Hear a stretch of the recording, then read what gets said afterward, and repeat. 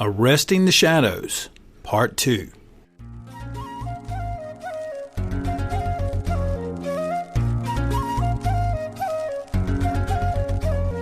Exploring the culture, the adventure, and the impact of martial arts. That's what Kung Fu Podcast is all about, and I'm your host, T.W. Smith.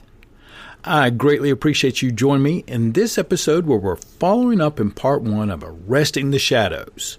We're taking one passage out of Miyamoto Musashi's book of 5 Rings and looking at it from 3 different perspectives. In the first part, we looked at it from the perspective of a scholar, where we applied certain questions and looked to see what kind of information could be fleshed out from that sort of approach. If this is your first time here to Kung Fu Podcast, welcome. I hope that you'll find some of the information I share to be entertaining, educational, and in some shape, form, or fashion, applicable to your reason for being in the martial arts. And in this episode, we're going to be looking at it from the perspective of a warrior and the perspective of a monk. You don't have to worry about taking too many notes during these 2 podcasts because I created a summary sheet with the highlights of which when you read it as a scholar, read it as a warrior, and read it as a monk. The catalyst for these episodes goes to Agent of Action Kai Morgan. You can find her work at budoinochi.com. That's budo-inochi.com. Or easy enough, go to kungfupodcast.com/Kai, and it'll take you right to her website. So let's get settled in and start our work to arresting the shadows.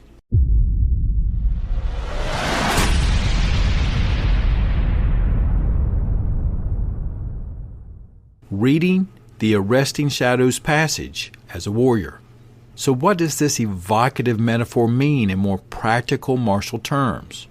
You could probably explore this forever, but here are a few possible examples that Kai offers.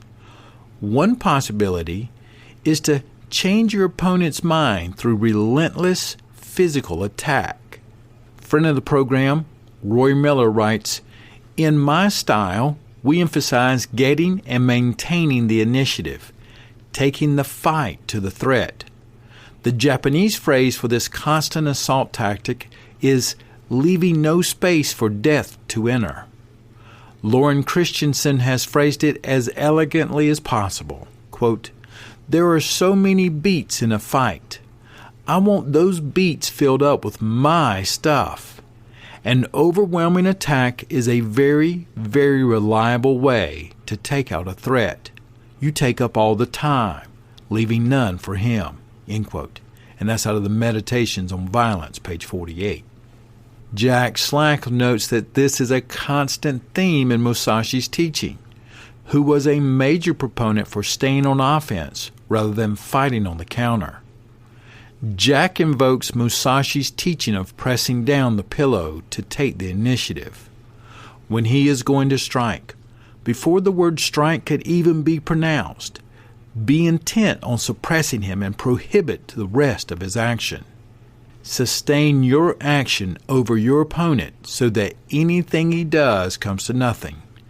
Thus, you will be forged in the martial arts. And as Jack often does, he goes on to show you a real example of that in an MMA match and how it plays out to one of them being choked out within 30 seconds.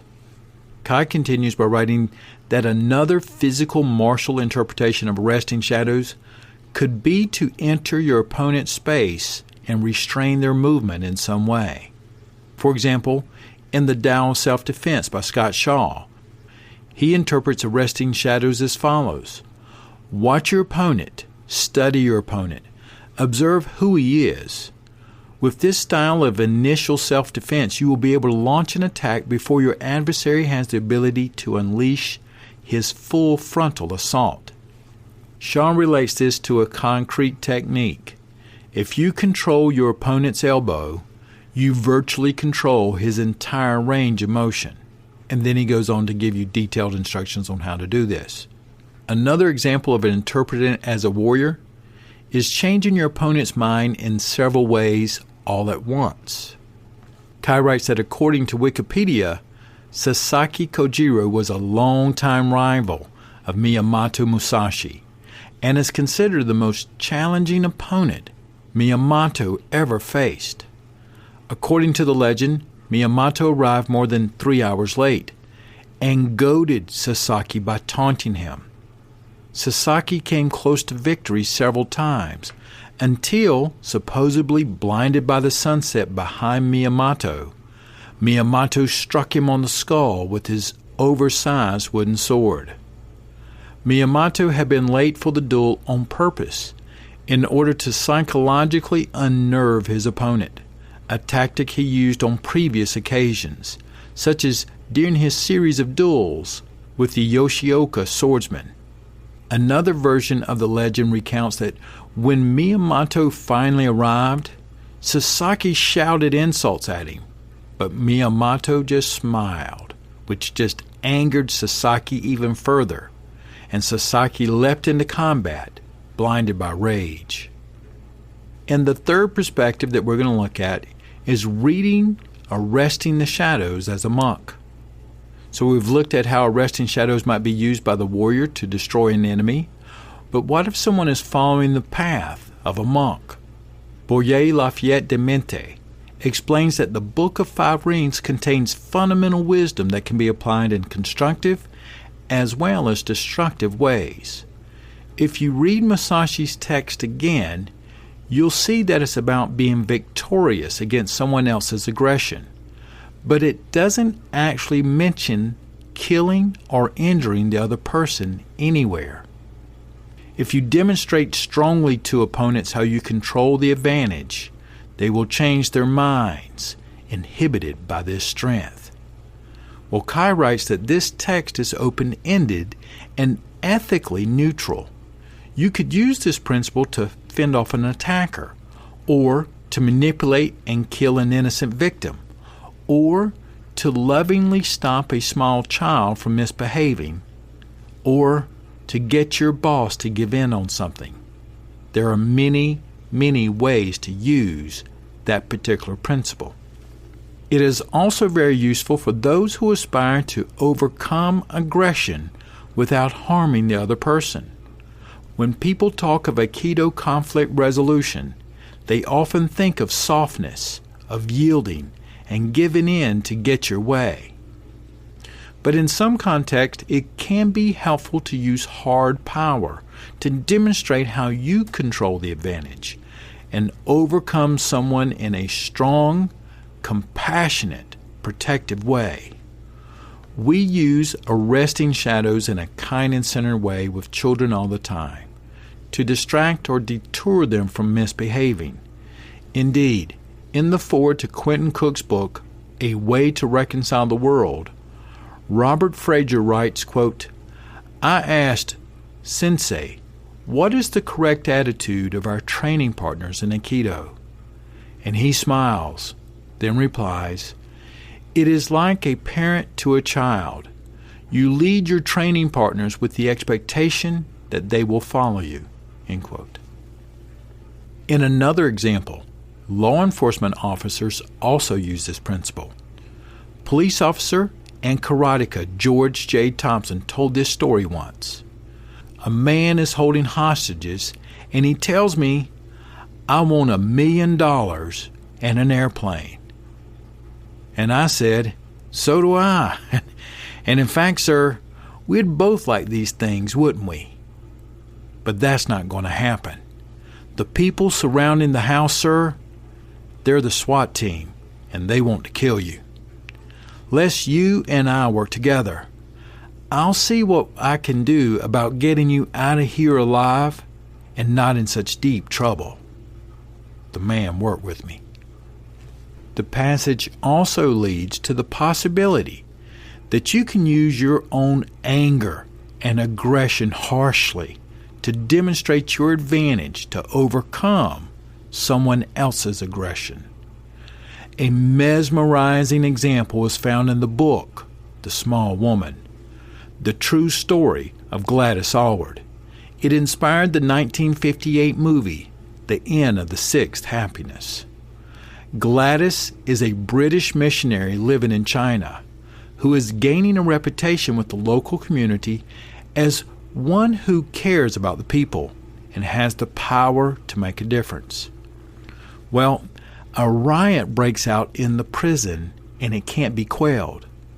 The local administrative office summons Gladys to see what she can do. Gladys is pushed into the prison courtyard, abandoned by the officials who are too scared to go in there with her. She sees blood and fighting everywhere, and there are several dead bodies already stretched out on the flagstones. There is a madman with an axe halted only a few feet away from her. Without any instinctive plan and hardly realizing what she was doing, she took 2 angry steps towards him and says, "Give me that chopper. Give it to me at once."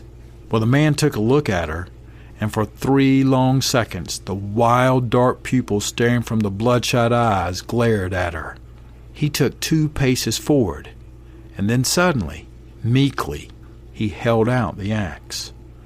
Gladys snatched the weapon from his hand and held it rigidly down by her side. She was very conscious that there was blood on the blade and that it was going to stain her trousers. The other convicts, roughly 50 to 60 men, stared from every corner of the courtyard. All action was frozen in one moment of that intense drama. Gladys knew that she must clinch her psychological advantage, and she screamed at them like some undersized, infuriated sergeant major. "All of you, come over here. Come on, form into a line. Get into a line at once. You, over there, come on, form up here in a line in front of me." And obediently, the convicts shambled across, forming into a ragged group before her. There was silence, and then suddenly her fear had gone. In its place was an immense, soul-searing pity that led the tears into her eyes. Again, that was based on the true story of Gladys Aylward, which inspired the 1958 movie The End of the Sixth Happiness.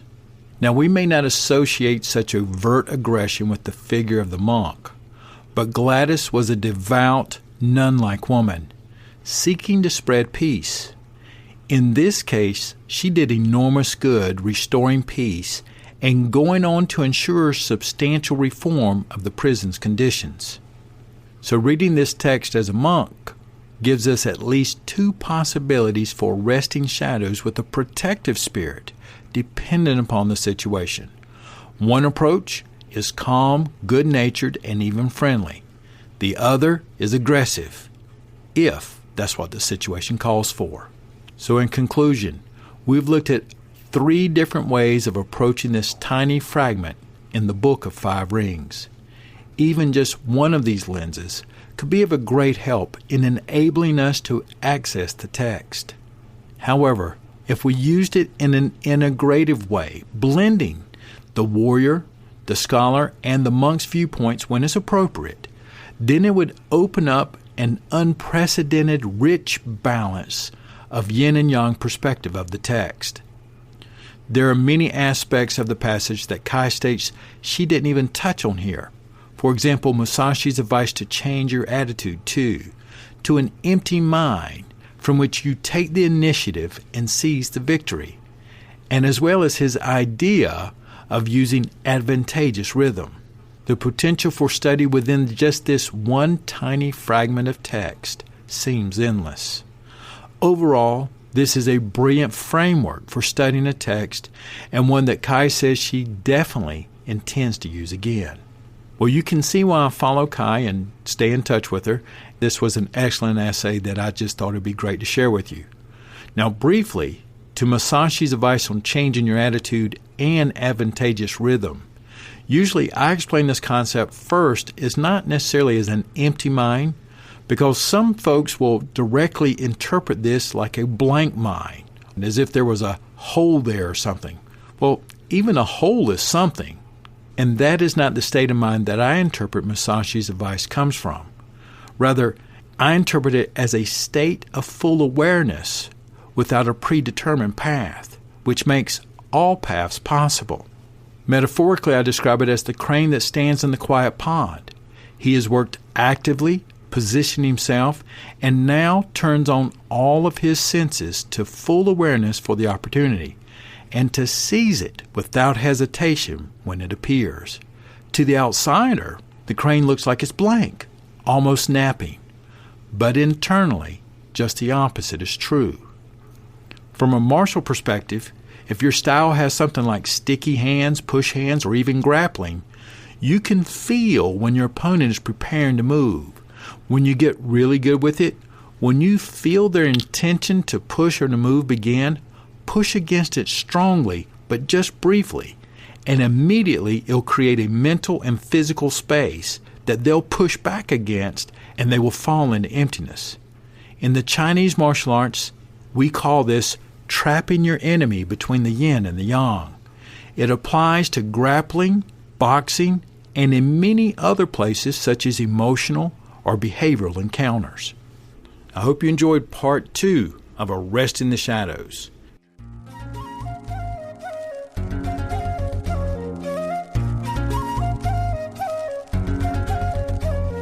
Exploring the culture, the adventure, and the impact of martial arts.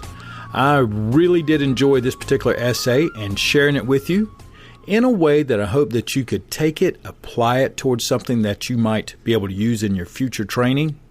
Remember that I created you a summary sheet that you can download when you go to the page kungfupodcast.com/arrest the shadows, and the other links should be in your show notes and on the webpage. One of my goals for 2018 is to get out a little bit more, to do some seminars around the country, to share the theories of the Chinese martial arts as they apply to many of the things that we discuss in this particular program. There are a number of different ways that we can practice and train our martial arts and use them to further our lives and to protect the people that we care about.